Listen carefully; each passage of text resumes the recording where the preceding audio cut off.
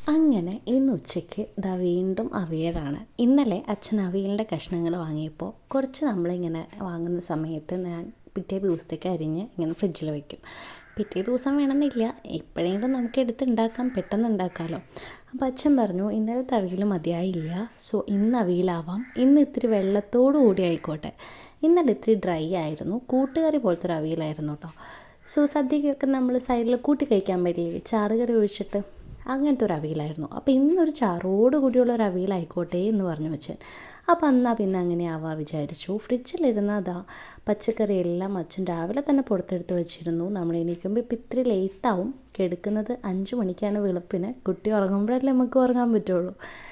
So നമ്മളിപ്പോൾ അച്ഛനെടുത്ത് വെച്ച ഇതാ പച്ചക്കറിയൊക്കെ വെള്ളത്തിൽ നന്നായിട്ട് വാഷ് ചെയ്ത് മഞ്ഞൾപ്പൊടി ഉപ്പും ഇട്ട് വെള്ളം എടുത്ത് നമ്മൾ തിളപ്പിക്കുകയാണ്.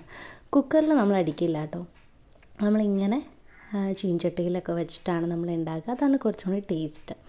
ആ സമയത്താണ് ക്ലാസ്സിൻ്റെ ഇന്നത്തെ ഡീറ്റെയിൽസ് ഒന്നും എഴുതിയിട്ടില്ല എന്ന് മനസ്സിലായത്. ഇന്ന് കുറച്ച് ക്ലാസ് കുറവുള്ളൊരു ദിവസമാണ്, കുറച്ചൊരു ഫ്രീ ടൈം കിട്ടുന്ന ദിവസമാണ്.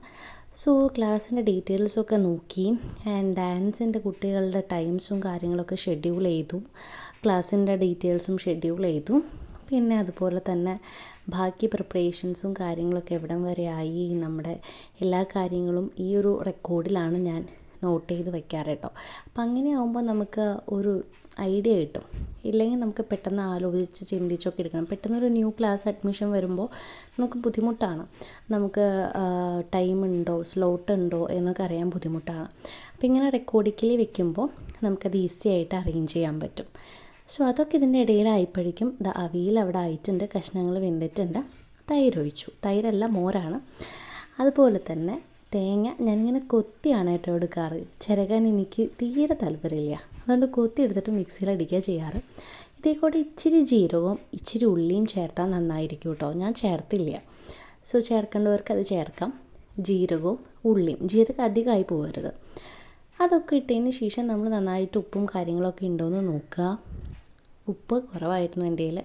സോ പുളി ഒഴിക്കേണ്ടവർക്ക് അതിനനുസരിച്ച്, പുളി മീൻസ് ഞാനിവിടെ മോരാണ് ഒഴിച്ചിരിക്കുന്നത്. ചിലവർ തൈര് ഒഴിക്കും, ചിലവർ മാങ്ങ പുളി അങ്ങനെയൊക്കെ ഒഴിക്കും. ശേഷം പച്ച വെളിച്ചെണ്ണയും കറിവേപ്പിലയും ഇട്ട് ഇറക്കാം കേട്ടോ.